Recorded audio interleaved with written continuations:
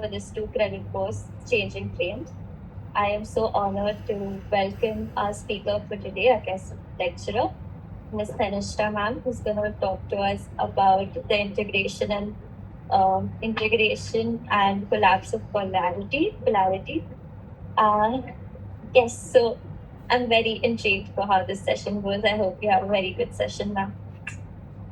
Thank you so much, Pari. I hope everyone can hear me and there's no technical issues. Yeah? Yes, we can. Okay, great. So I would really like for you to switch on your cameras because this is all about Gestalt, and Gestalt is about the whole. So at the very core of what we're studying lies present moment awareness and knowing that you're part of the whole and you're just as important as the speaker or as everyone else here in the whole. So do switch on your cameras, and just a little bit of a heads up, I will be taking questions, but only at the end. I believe that is 15 minutes for questions at the end, right? From 6:15 to 6:30.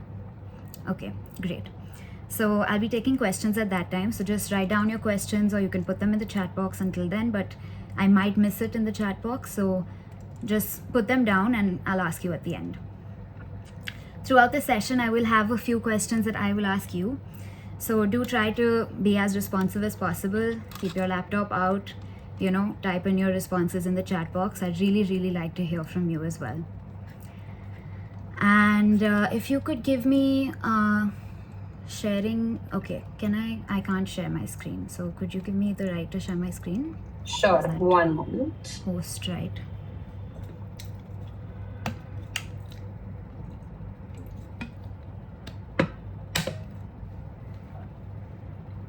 Yep. Okay. I think it should be possible now. Yeah. And there's some people entering the waiting room, so I'm yes, just I'll take care of that. Yeah, no okay. worries. Okay, great. Just a moment. Okay, let me know if you can see my screen. Yeah? Yes, we can. Okay, great. So I'm here. Present. There we go. So I'm here today to talk about polarity integration, masculinity, femininity, and where they integrate. All right. And I'm Dhanishta. I've been working as a spiritual relationships and sexuality coach for a while now. And I'm here primarily to look at where we really see ourselves in this maze of a world we've created right now with the question of masculinity, femininity, gender. There's a lot of... I'm sorry, is someone unmuted? I can hear something. Okay. Yeah. So, sorry. Yeah. I was saying that in this world, we've created a lot of these questions, right? About gender, what that means. And of course, in today's world with the LGBT movement and with feminism, there's a lot of conversations about gender that are just left to the individual to answer. So my primary purpose here is to look at what have the theorists, the psychologists of the past said, what have our ancients said before them, that can really inform our understanding of our own masculinity, our own femininity, and where we can really find ourselves here. When we remove the political and the capitalistic discussion from this space and we make it about us and about the understanding that we found in the generations before us about these questions. So here I'm going to talk a little bit about how I discovered the polarities, and then I'm going to go a little bit into masculinity and femininity as Jung saw it, the anima and the animus. We're going to look at integration from the perspective of Jung and from Fritz Perls' perspective, which is the Gestaltian perspective. And then we're going to look at why aren't we taught to integrate. And then I'm going to do a quick exercise with you, a breathing exercise that will help you to maybe bring some perspective to what integration might mean for you. And at the end of that, we'll have recording in progress. Okay. So, a little bit about how I came to discover this whole question and why I even came into this field.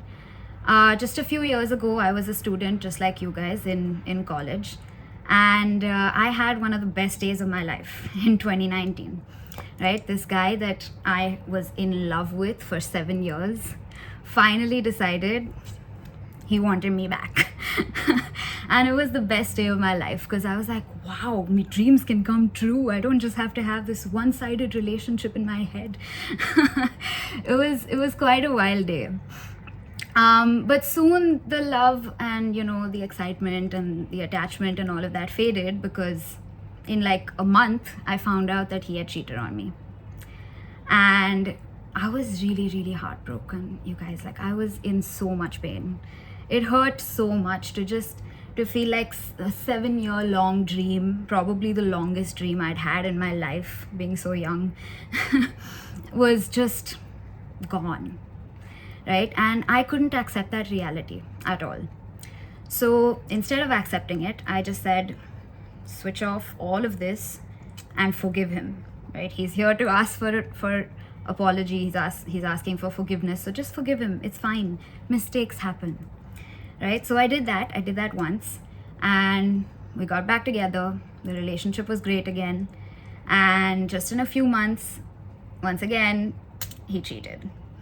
And this time he came back to me saying, oh, I'm really sorry. I can't believe what I did. And, I have so much regret. It's with a very heavy heart that I have to inform you that this happened. And I said, it's okay. I mean, men make mistakes. It's your first relationship. You might not have known that cheating is a thing. I made excuses for him, right? And it was this cycle that just kept repeating. And what I didn't see was, very often, especially after the second time that he cheated, this inside of me, I would tell myself, I'm over it. It doesn't matter. I can, he's apologizing. I'll get over it. But every time we had a fight, I would come back with that same argument, with that same, what he would call nagging. I would come back with that same argument of, how could you have done this to me? You cheated on me. And the moment I would say that, the whole argument, even though it was something about something else entirely, it had to do with how we were talking to each other, how we were communicating, the fact that we were in a long distance relationship, all of these other things that had nothing to do with cheating. But I would always come up with that argument, that you cheated on me. And then he would come with his guilt, and both of us would just go nowhere from there, right? There was a lot of resentment that was building up inside me. And inside him, there was a lot of guilt and regret building up, and a lot of self-hatred, self-doubt. And this distance just kept growing bigger and bigger and bigger, even when we were together, even when it was no longer a long-distance relationship. And then came the third time when he cheated. And at that time, I was so heartbroken that I didn't know what to do. I really didn't know. So I went to every friend I could, and every friend I could have known told me that, you need to leave him. How could you be with him? This is the wrong thing. And, there was a lot of empathy that was given to me, a lot of sympathy actually that was given to me. And there I started to feel like, oh, okay. I mean, at least my friends understand. And I tried a little bit. I brought up the question of breaking up. Never did it though. I didn't have, sorry to be crude, I didn't have the balls. So I stayed with him for longer, until I came to a place in my senior thesis where I had to study Jung. And when I opened that book, Aspects of the Masculine, I was faced with so much of the reality that I wasn't seeing earlier, that I was purposely telling myself to unsee. And because of that, I was pushed to a place where I was forced to understand that this is not normal, that this is not the way it's supposed to be, that women and men aren't just like this, right? That it's not just my duty to be the victim. It's not just my duty to bear everything that he puts me through. I had to face all of this reality. And when I did, I found out that in his reality, he had become the eternal child. right? He had become this archetype of a, a boy who could never grow up, either because his family never gave him the opportunity to take enough responsibility and grow up, or because he just chose to keep shunning it. Whatever the reason was in his mind and his reality, he had this cycle of saying he was sorry, but never actually taking responsibility and changing his behavior.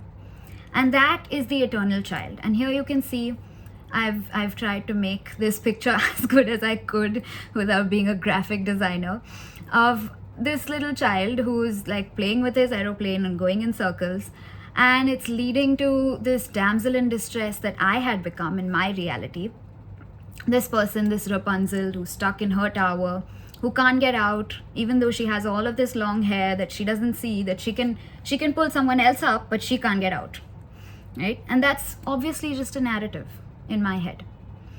And that's what it was. It was these two polarities of him being a child who could never take the responsibility of actually pulling me out of that tower, and me being this damsel in distress who was constantly relying on someone else to pull me out of the tower, to make me not a victim anymore, to make me feel okay about myself.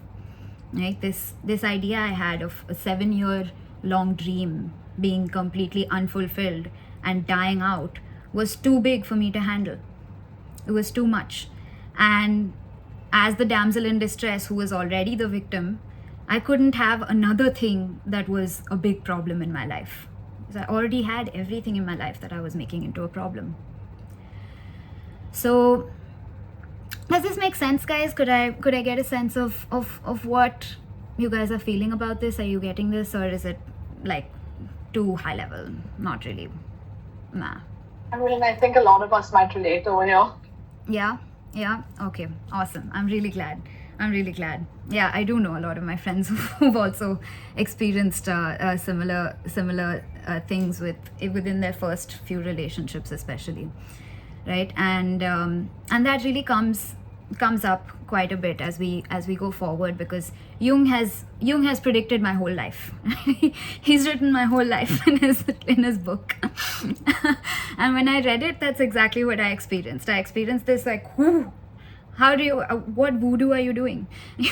You know, because when I saw this, and I saw the sort of cycle that we were in, how we were feeding each other's narrative too, right? Because his eternal child would also hold some guilt for being the eternal child, and that would help me continue to feel like the victim and continue to be the damsel in distress. And of course, his eternal child's cycle of being irresponsible was feeding my victim narrative.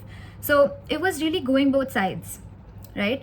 And that's when I looked at the other masculine archetypes, the other feminine archetypes. When I looked at the masculine archetypes, besides the eternal child, we also have the hero, we have the warrior, we have the wise man, right? All of these, they're self-explanatory. So I'm not going to go too deep into this, but essentially the point that I'm trying to make is there was so much choice available to both of us, but we were stuck in this one set narrative, in this one way of being.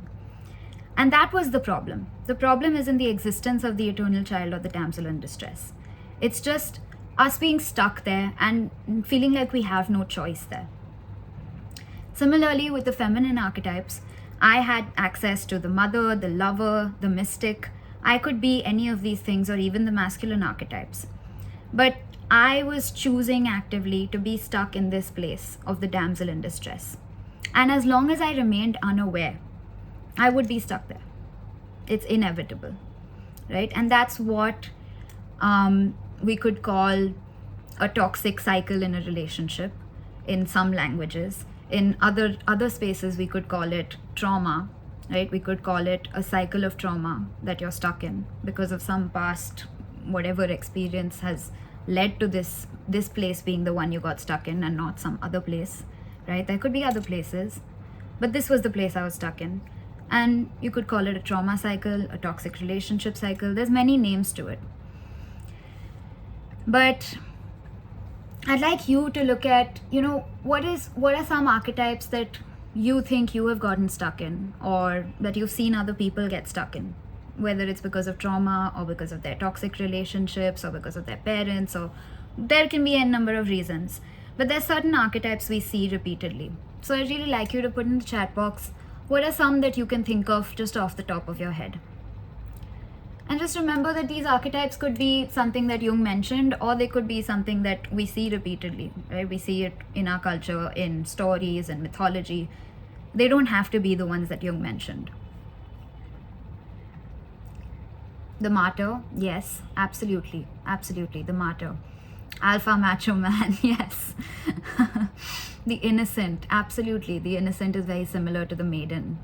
Yeah, and the cynic, the savior, absolutely, the savior and the martyr, both, right? They can be very self-sacrificing, right? And a lot of our mothers in our culture especially are taught to be that way, that my happiness doesn't matter, it's all about my child, right?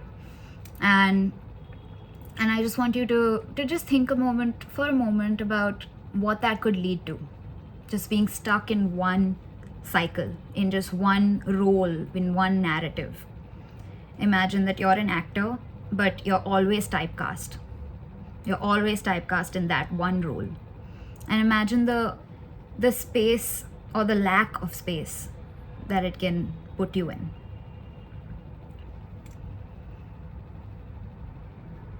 Yeah, exactly. It can definitely lead to a lack of introspection and self-awareness. Definitely. So just take a moment to think about that. And when you have a sense of it, I'm going to get into the meat of this discussion.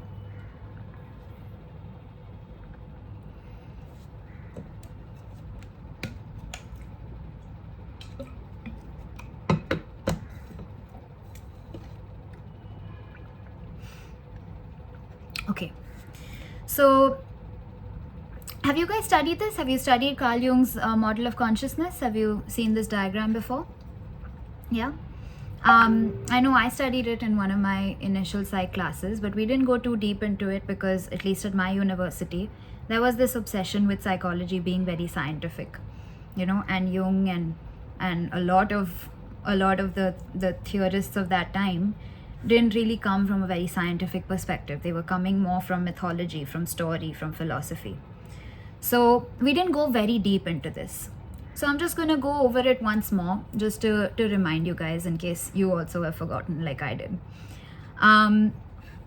This is the diagram of what Jung saw as the model of consciousness, right? We have the outer world and the inner world. In the outer world, we have the more collective sphere, and then we have our own sphere, our own microcosm within the whole. And in this self that we see, we have the more outer self, which is the persona, which is the mask that we wear, right? It's the role that we play. If I'm a mother, if I'm a girlfriend, if I'm a child, I'm a daughter, whatever it is, right? I'm a citizen of a country, I'm a part of this class. I have all of these personas, these roles that I wear. That's part of my mask that I show to the external world. And within that lies my ego, who I identify myself as, right? And then we have the shadow, which is everything that I don't tell anyone about in my mask, right? It's part of me, but I won't tell you that it's part of me, right? So maybe the fact that I have sexual desires is usually put in the shadow. Maybe the fact that I go to the bathroom is usually put in the shadow, right? There are various aspects of poor health could be put in the shadow. Any childhood trauma could be put in the shadow. There's a lot of aspects of ourselves that we like to deny, that we like to say, that's not me.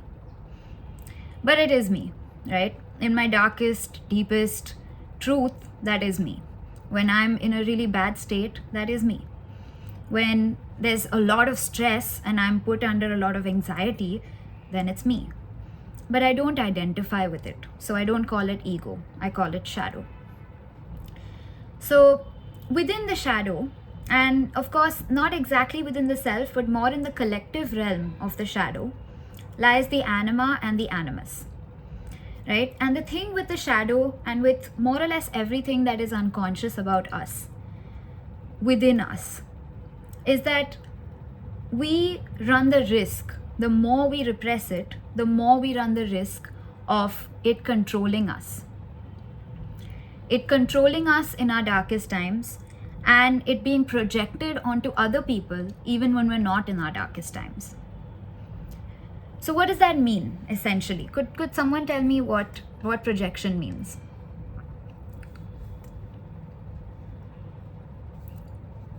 Yeah, Samika. I'm sorry, did I pronounce your name right? Samika?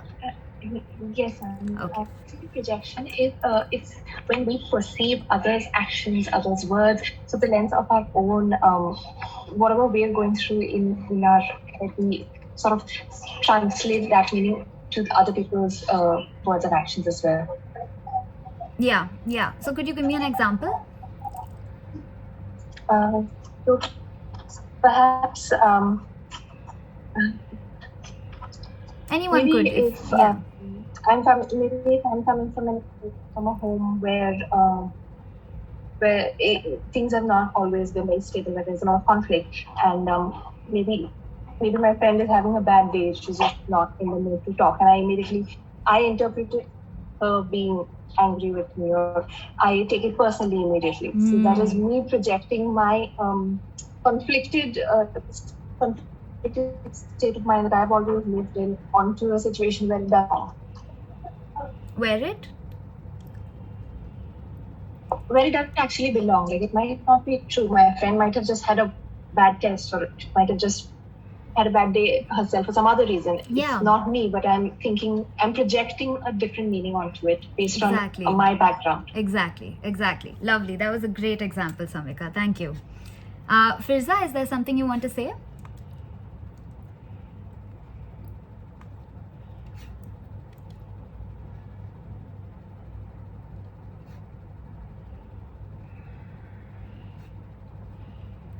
Firza, your hand is raised. Okay, I think she might have done that by mistake. Preksha, is there something you want to say? Hi. Yeah, I'm not sure, but you feel a certain way, but you act in the opposite manner. You're saying that that's projection? Sorry, I couldn't. Are you saying that that's projection? Yeah, I'm not sure. Okay. I wouldn't say that that's projection, although it can be part of projection that can happen within the process of projection. But essentially, when we're projecting, it's like what Samika said, right? We're essentially putting our reality or our unconscious reality onto someone else, and we're interpreting their behavior through the lens of our unconscious reality. Okay, and I'll go into that a little deeper. We'll see what that can look like as we progress. Okay, so the goal essentially, right, for Jung is individuation. And what does that mean? That means if we are constantly in the process of the persona, if we are constantly working within and staying in the realm of the persona and the ego, then we're always in the outer world, right? And there's certain things that are good and certain things that are bad according to the outer world.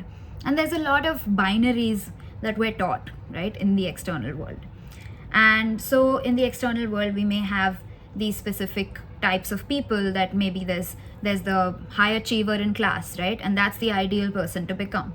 So, but that's just one person. That's just one kind of way of being. So if we're constantly living in the realm of the persona, then we're always trying to become that one kind of person. So all of us, like a herd, like sheep, are trying to become that one person.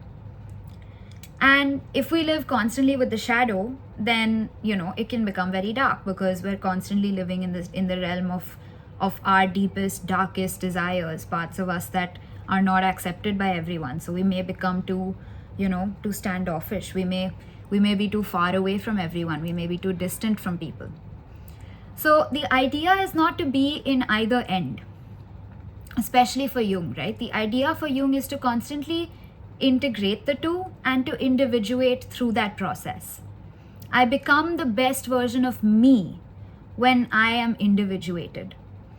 Whereas when I'm constantly living in my superego, right, or in this ideal version of who I'm supposed to be, very externally motivated, externally grounded, then I'm a sheep trying to become one head. But the idea for Jung was to constantly integrate, to become an individuated whole self. And essentially that means every one of us is the best version of us that we can be. So Samika is the best Samika, Lavanya is the best Lavanya, Kelly is the best Kelly, right? Everyone, Pari is the best Pari. And so while all of these people may have certain things that everyone admires in the external world, there's nothing about them that would make them indistinguishable from other people. They're always distinct in their own space. And when we hold that as the goal and we look at how what is actually stopping us from getting to that place, we find, especially in this question of masculinity and femininity, the anima and the animus, right? So here we look at within the shadow, and the more collective aspect of the shadow is the anima and the animus. And why is this collective? Because we're living in a patriarchal world, right? We're living in a world where there is a clear distinction between men and women. Men are supposed to be a certain way, women are supposed to be a certain way. There's two distinct sets of behaviors and personas and values and feelings and ways of being that are accepted by these two different groups. So for men, their anima is suppressed. Their anima is collectively repressed. We all teach men to be more like men and not like women. So the anima, which is the femininity within men, is repressed and it's put in the shadow. And the animus, which is the masculinity within women, the same thing happens with women, right? We're taught not to defend ourselves. We're taught to just accept whatever reality we're being put in, which is a lot of what I talked about in my story as well, right? Where I was just like, no, I mean, everything's fine. I can accept whatever's happening. Excuse me. I can accept whatever's happening because that's just how it is. And I should be forgiving. I should be giving, right? So these ideas were all part of my persona. They were part of what the external world told me femininity looks like. And so my masculinity, i.e. my animus, the part of me that said, no, I don't accept this truth. I don't want to be treated like this. I deserve better. That part of me was put in the shadow.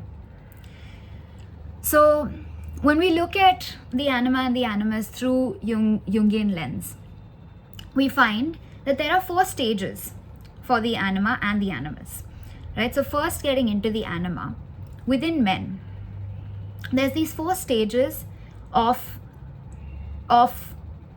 you could say development of the anima and acceptance and integration with the anima that can happen through life. Now naturally, Jung says these stages will just go through. You will just go through these 4 stages. As you age, your understanding of yourself will keep developing, will keep growing and becoming bigger. And your understanding of the anima, that is the shadow aspect of you, that is the femininity within you, will also keep growing and becoming bigger. And as we progress through the ages, we will naturally go from the Eve, the maiden, which is the first relationship that the man has with the woman, which is the mother, right? So when projected onto the external world, that looks like the child's relationship with the mother, right? Very innocent, very instinctive, very based on need, right? It is a very need-based relationship. Then we have Helen, which is the enchantress, which is the collective sexual ideal, right? That's what we see in most of media. We look up on media, we look at any perfume ad, we look at any clothing ad, more or less any advertisement, you'll see the enchantress, some version of the enchantress. this really beautiful woman, very sensual image, very attractive and very, very easy. Like, she can persuade you into doing anything. That's the concept of the Helen or the enchantress, right? And he has talked about the enchantress with this metaphor of the vessel that is able to contain, right? And that's something he's talked about a lot in depth. I could maybe go into that if any of you want to know in the Q&A part of this session. But essentially, it's the actual physical image of the vagina, right? The vessel, and the ability that it has to hold, and the ability that it may have to hold all of these expectations as well of the collective ideal sexual image, right? Wow, great, right? That's where we have this divine Aphrodite that comes up of, she's so great and she's so beautiful and she's perfect in every way, right? And that's where a lot of us also get stuck, right?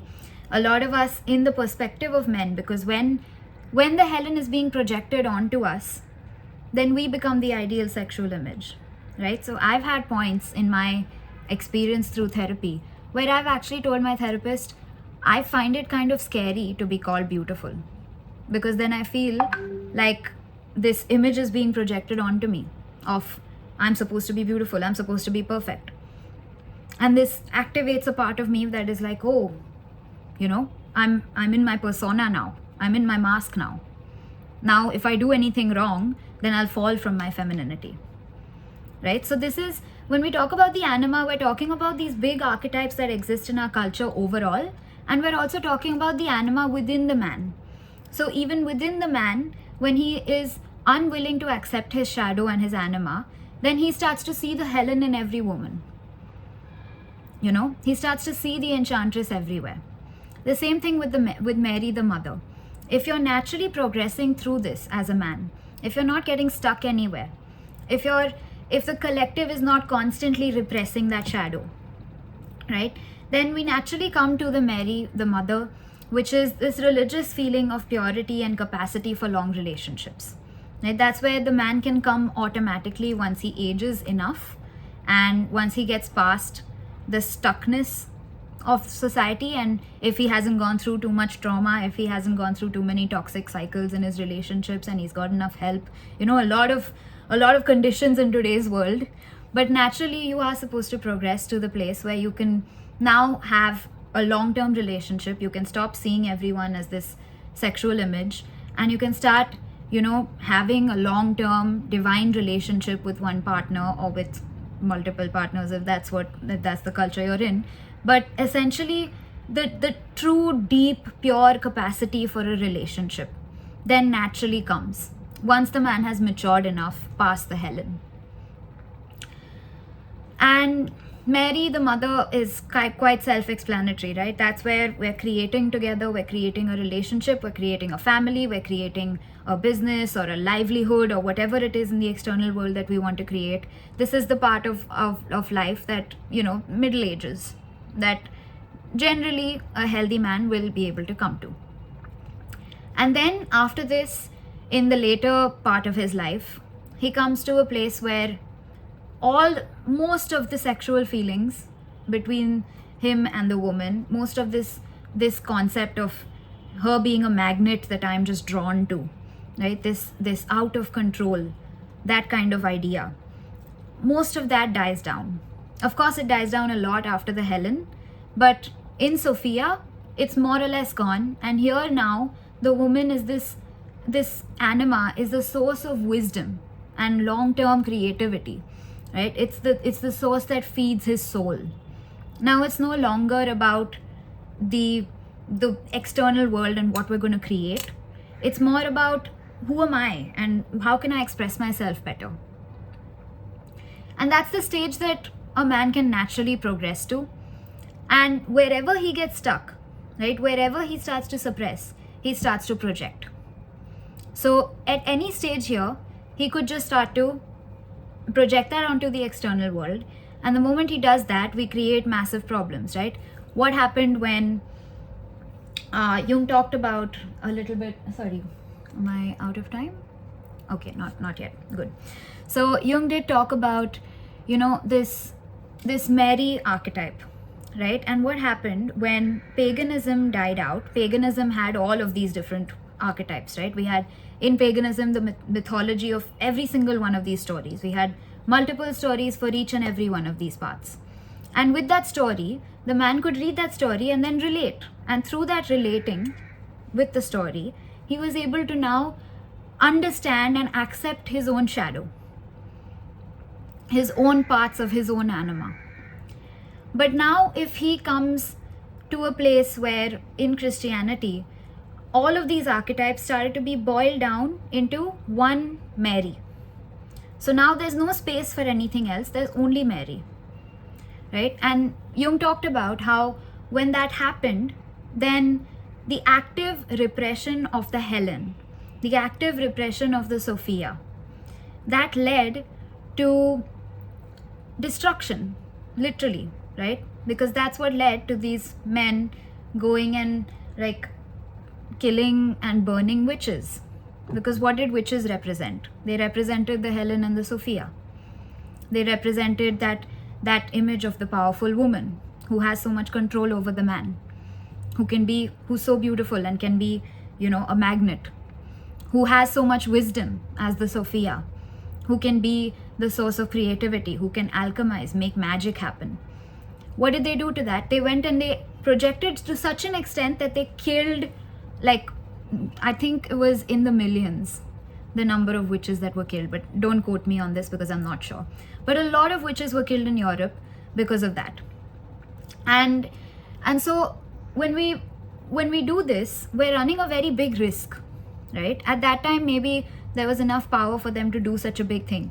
But even in our own microcosm, in our own micro reality, we're running the risk of, looking at every woman as a sexual object. We're running the risk of not being able to see the power of femininity when we're looking at her, because we're suppressing that aspect in our mythology, in our stories, in what we will talk about and what we won't talk about. So yeah, give that a little bit of thought. I'm going to let that sit for a minute.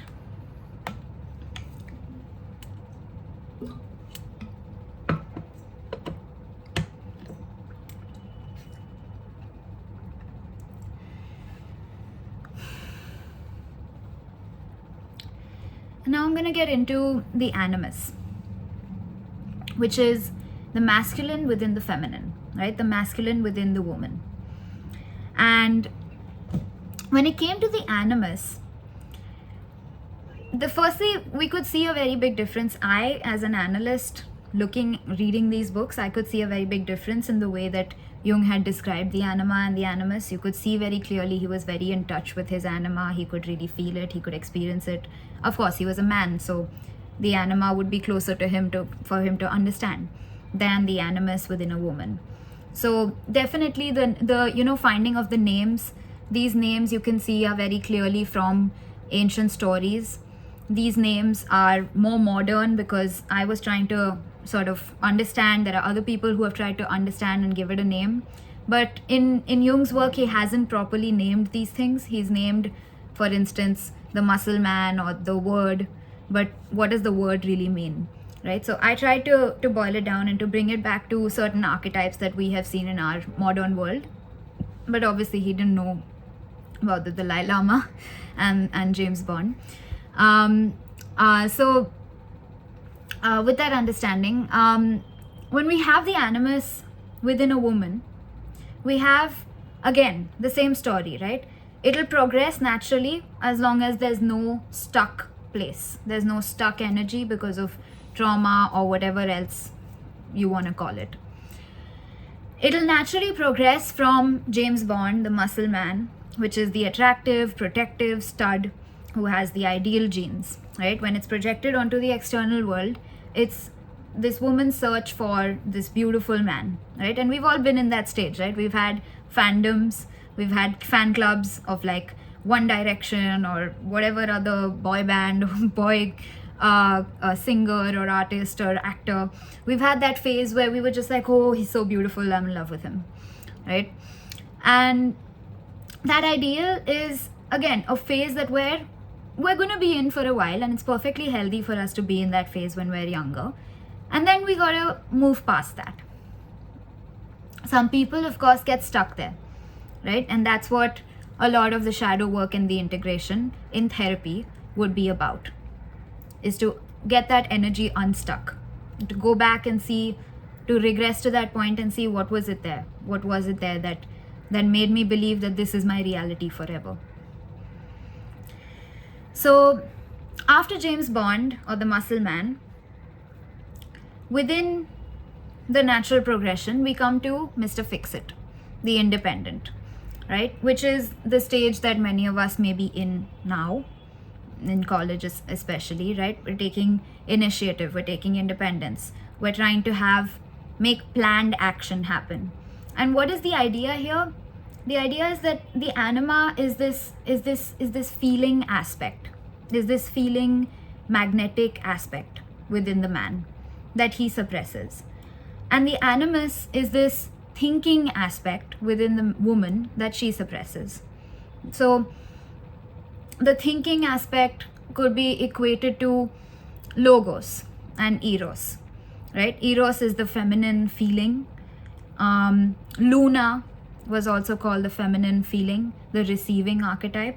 And then the masculine archetype was shown by Jung to be the more thinking, the more externally oriented thinking aspect.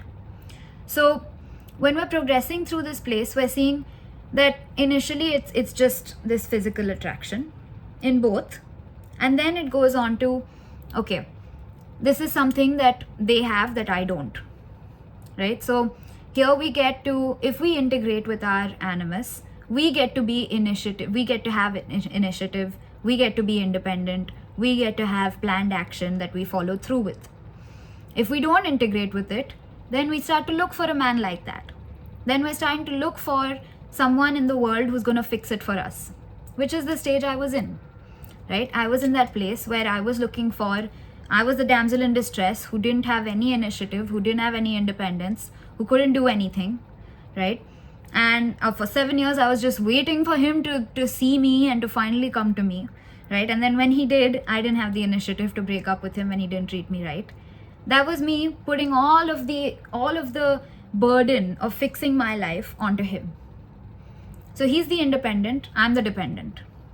That's what happens when we repress. That's what happens when the animus remains in the shadow and it remains repressed out of awareness. Then we have the word, right? So now if I've dealt with all of this in therapy, and obviously I'm still in the process of doing that, but it's obviously much better right now because I'm sitting here in front of you guys, and I would not be here if I was still completely repressing my independent energy. But if I've dealt with this in therapy and I progress through my life, I reach a point where I become the word, where I'm in acceptance of my animus to such an extent that, and I've matured to such an extent that I can now learn and be creative in a very sustainable and consistent way. So now I no longer have to, always be in a mood to do something.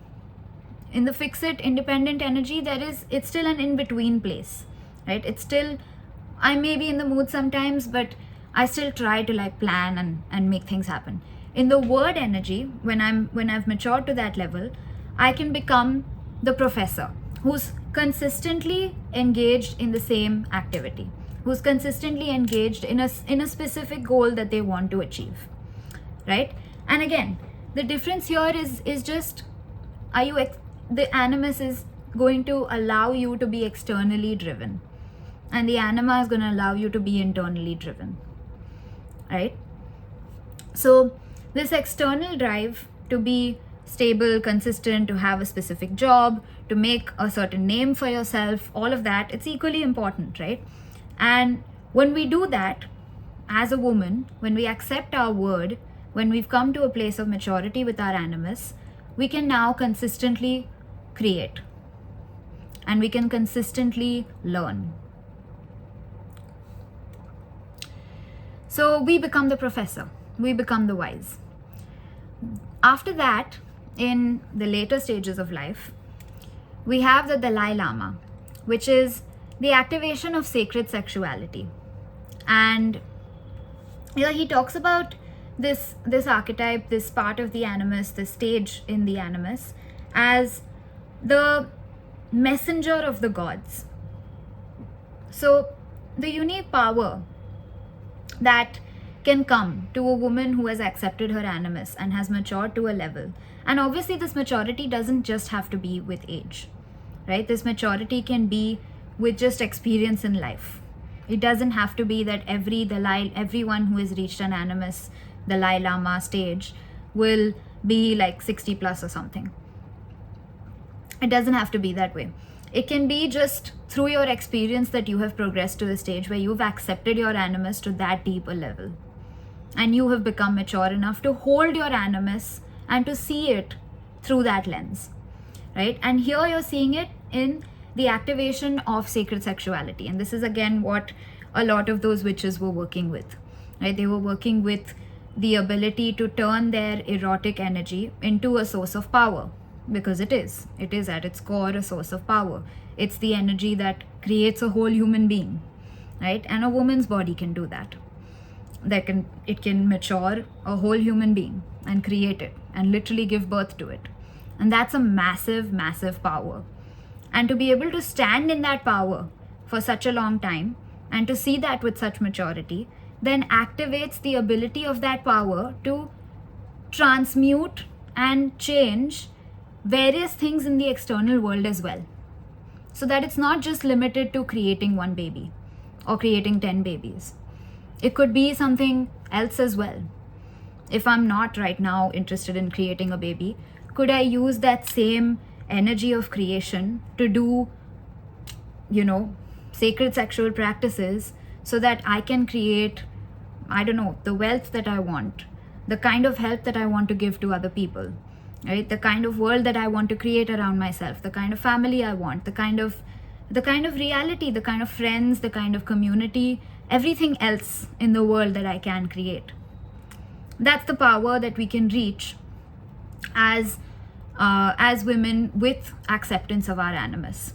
And I can go deeper into this if any of you are interested in the Q&A part, but I won't go too much into this right now, just for the sake of time. But essentially, does this make sense? I just want to check in with you guys. Is there anything that is too far away from what you may have, within your purview of understanding?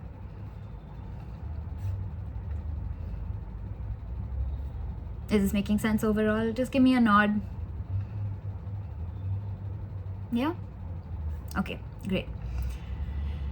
So now I want you to look at and just think about, reflect on what you think we can do to circumvent the projection of the anima or the animus.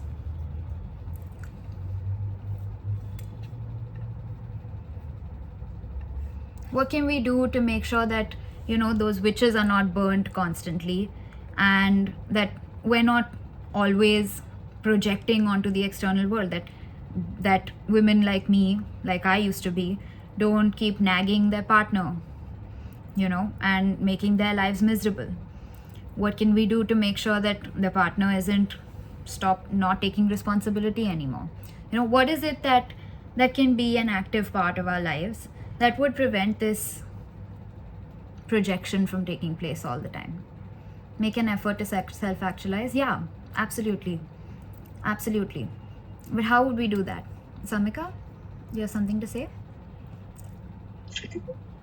If I've gotten this right, a lot of this projection comes because of the suppression which has been enforced by society or the collective per se. Mm-hmm. So I guess to circumvent projection, you ultimately have to reach at the roots of the problem and create a society where we're not forcing people to conform to these stereotypes, the gender stereotypes which we have set out for them. So maybe stereotypically feminine or stereotypically masculine. It is not laying out a roadmap that this is the way you have to be, because like you said, if you don't suppress the anima, the animus within yourself, then you're not going to project